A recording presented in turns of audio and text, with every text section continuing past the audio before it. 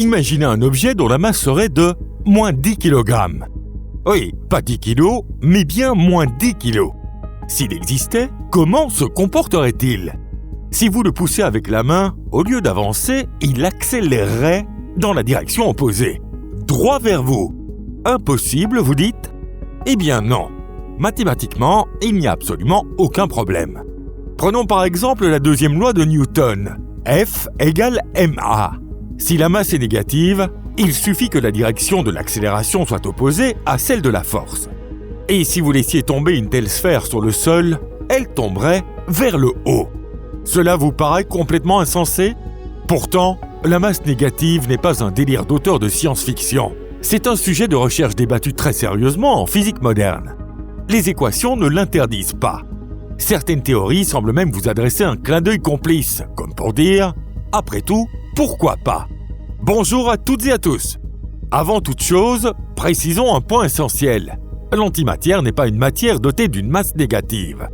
La masse de l'antimatière est positive, et comme l'ont confirmé de récentes expériences, la gravité agit sur les antiatomes exactement comme sur les atomes ordinaires. L'antimatière tombe donc vers le bas et non vers le haut. Bienvenue sur Perduchan. Aujourd'hui, nous allons découvrir ce qu'est réellement la masse négative. Comment une telle matière se comporterait si elle existait ? Quels indices pourraient trahir son existence ? Et pourquoi elle permettrait peut-être de construire un moteur spatial à la limite de la triche, qui donnerait l'impression d'avoir saisi un code secret dans un jeu vidéo pour que votre personnage puisse soudain ignorer les lois de la physique. Alors, ça vous intrigue ? C'est parti !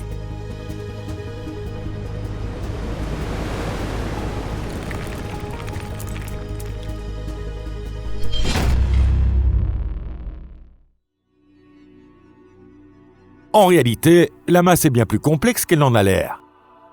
Commençons par une question toute simple. Au fond, qu'est-ce que la masse ? À l'école, on nous apprend généralement que la masse est la quantité de matière contenue dans un objet. Si l'on imagine le monde comme un assemblage de petits atomes en forme de sphère, cette explication paraît tout à fait logique. Plus il y a de sphères, plus la masse est grande. Mais en physique moderne, les choses sont bien plus compliquées. Les particules n'y sont plus considérées comme des sphères, mais comme des fluctuations de champ. La masse ne dépend donc pas simplement de la quantité de matière présente. Elle résulte de diverses interactions, notamment du champ de Higgs, de l'interaction forte et de l'énergie de liaison à l'intérieur des protons et des neutrons. Par exemple, la masse de l'électron est entièrement déterminée par le champ de Higgs, associé au boson de Higgs découvert en 2012. En revanche, pour les protons et les neutrons, la situation est un peu différente. Ou plutôt, pour être exact, elle est presque totalement différente. Environ 99% de leur masse provient de l'énergie de l'interaction forte qui règne à l'intérieur même des protons et des neutrons. La contribution du champ de Higgs ne représente qu'environ 1%. La masse possède en outre deux rôles distincts. La première est la masse inertielle. C'est le fameux M de la deuxième loi de Newton. Si, dans un bus qui freine brusquement, votre corps est projeté vers l'avant et que vous avez envie de crier au chauffeur « Hé, doucement, vous transportez des gens !» c'est à cause de cette masse inertielle. Le second rôle est la masse gravitationnelle. En mécanique newtonienne, on suppose que ces deux masses ont exactement la même valeur. Puis Einstein les a considérées comme parfaitement équivalentes dans la relativité générale, en faisant de cette égalité l'un des fondements de sa théorie.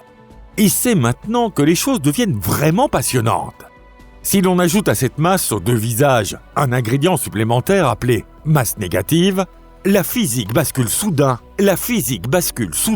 dans un univers des plus exotiques. Le plus fascinant, c'est que si l'on remplace discrètement une masse par une masse négative dans toutes les équations où elle apparaît, les formules ne s'effondrent pas. D'un point de vue mathématique, tout continue parfaitement à fonctionner. Aussi étonnant que cela puisse paraître, les mathématiques acceptent sans broncher ce genre de farce. Comment une masse négative se comporterait-elle ? Faisons quelques expériences de pensée. Première expérience. Imaginons un objet dont la masse inertielle est négative, mais dont la masse gravitationnelle est positive. Si vous le poussez vers l'avant, il accélérera vers l'arrière. Nous avons déjà évoqué ce cas un peu plus tôt. Dans un champ gravitationnel, cet objet se comportera toutefois comme une masse ordinaire et attirera les autres objets. Mais si vous le lâchez sur le sol, la gravité exercera une force vers le bas, tandis que, du fait de sa masse inertielle négative, son accélération sera dirigée vers le haut. Il s'éloignera donc de la Terre. Un comportement extrêmement contre-intuitif. Poussez-le vers l'avant, il accélère vers l'arrière. Lâchez-le et il s'envole vers le ciel. Deuxième expérience. Cette fois, la masse inertielle est positive, mais la masse gravitationnelle est négative. À présent, c'est l'inverse. Lorsqu'on le pousse, l'objet réagit comme un objet ordinaire.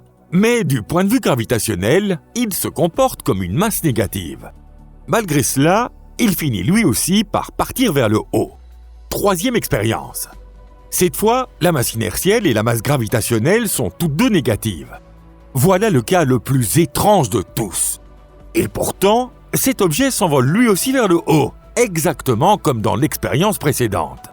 À ce stade, vous commencez sans doute à vous y habituer.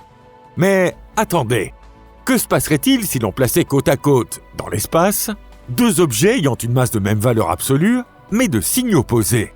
La masse positive tenterait d'attirer la masse négative. Mais cette dernière, dotée d'une masse inertielle négative, accélérerait dans la direction opposée et s'éloignerait comme si elle cherchait à fuir. De son côté, la masse négative repousserait la masse positive sous l'effet de sa gravité. Résultat, les deux objets commenceraient à accélérer dans la même direction, et cette accélération se poursuivrait sans interruption jusqu'à ce que les limites imposées par la relativité entrent en jeu. On dirait presque le schéma d'une machine à mouvement perpétuel, n'est-ce pas? Nous y reviendrons un peu plus tard. L'énergie négative, le vide quantique et l'effet Casimir. Les physiciens ne se contentent pas de jouer avec le signe de la masse. En réalité, le signe négatif peut aussi apparaître devant l'énergie dans les équations. Vous vous en souvenez, en théorie quantique des champs, le vide n'est pas réellement vide. Le vide n'est pas un néant absolu, mais l'état d'énergie minimale d'un champ. Sous l'effet des fluctuations quantiques, des particules virtuelles y apparaissent et disparaissent sans cesse, tandis que l'énergie du champ continue de fluctuer. L'effet Casimir est l'un des rares phénomènes qui permettent de toucher du doigt cette réalité. Si l'on place deux plaques parfaitement conductrices extrêmement proches l'une de l'autre dans le vide, l'espace situé à l'extérieur est rempli de photons virtuels de toutes les longueurs d'onde qui foisonnent en permanence. En revanche, entre les deux plaques, les photons virtuels de grande longueur d'onde n'ont tout simplement pas la place d'exister. Cette différence entre les fluctuations à l'intérieur et à l'extérieur crée une pression du vide qui pousse les deux plaques à s'attirer. Dans l'interprétation mathématique de ce phénomène, la région située entre les plaques possède une énergie plus faible que le vide extérieur et est ainsi décrite comme un état d'énergie négative. Bien entendu, cela ne signifie pas pour autant qu'il s'agit d'une véritable masse négative. En revanche, cela montre que l'énergie d'un champ peut, par rapport au niveau de référence fixé à 0, se comporter comme s'il possédait un signe négatif. Autrement dit, la nature n'interdit pas aussi catégoriquement qu'on pourrait le croire l'existence de tels états négatifs. Cela signifie qu'il existe bel et bien une sorte de faille permettant à la masse négative de dépasser le simple cadre de l'expérience de pensée pour devenir un objet physique susceptible d'exister dans la réalité. Cosmologie, énergie noire et fluide sombre. Si l'on passe des plaques conductrices en laboratoire aux dimensions de l'univers, la question de l'énergie négative refait surface. Comme vous le savez, l'univers ne se contente pas de s'étendre. Son expansion est même en accélération. En principe, la gravité de toute la matière présente dans l'univers aurait dû ralentir cette expansion, puis finir par l'inverser. Pourtant, en réalité, quelque chose continue de repousser les galaxies les unes des autres. C'est ce quelque chose que nous appelons l'énergie noire. Dans le modèle le plus simple, elle agit comme une densité constante d'énergie du vide et produit un effet répulsif qui rappelle précisément celui d'une masse négative.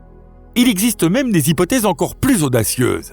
Le modèle du fluide sombre, par exemple, postule l'existence d'un fluide hypothétique doté d'une masse effective négative afin d'expliquer à la fois la matière noire et l'énergie noire. Mais pour que cela fonctionne, il faut imaginer des mécanismes particulièrement audacieux. Comment ce fluide serait-il apparu ? Comment conserverait-il sa densité ?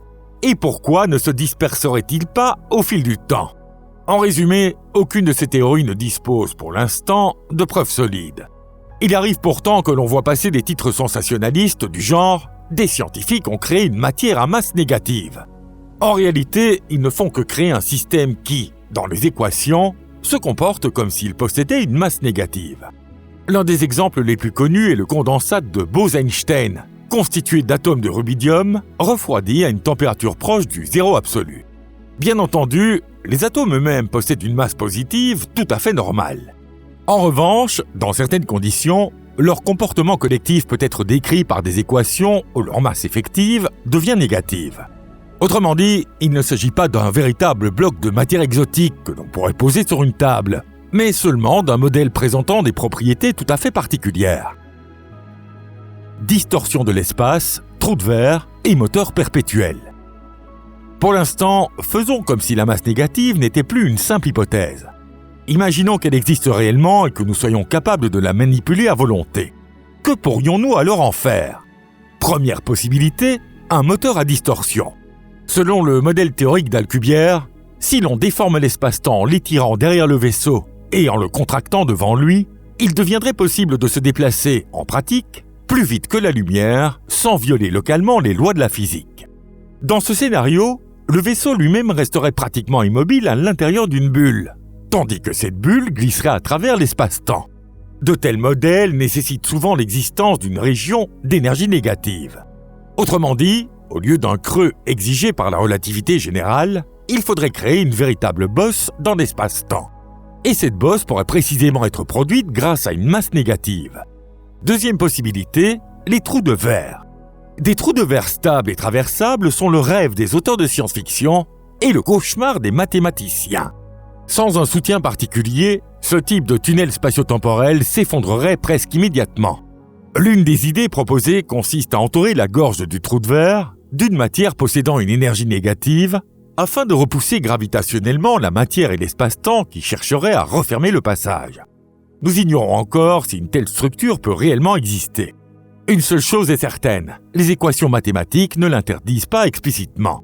Troisième possibilité, le moteur de forward. Enfin, voici le scénario qui s'apparente le plus à de la triche.